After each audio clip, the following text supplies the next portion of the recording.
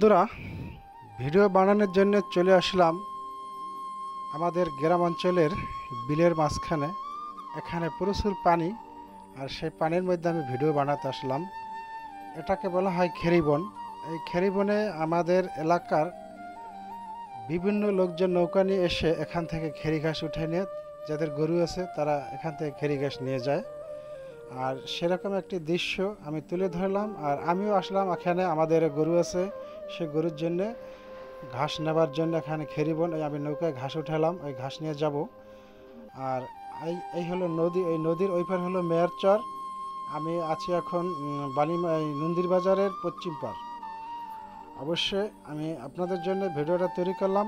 আপনারা দূর দূরান্তে যে যেখান থেকে দেশ বিদেশ এই ভিডিও দেখছেন অবশ্যই দেখবেন। ভালো থাকবেন, আল্লাহ হাফেজ।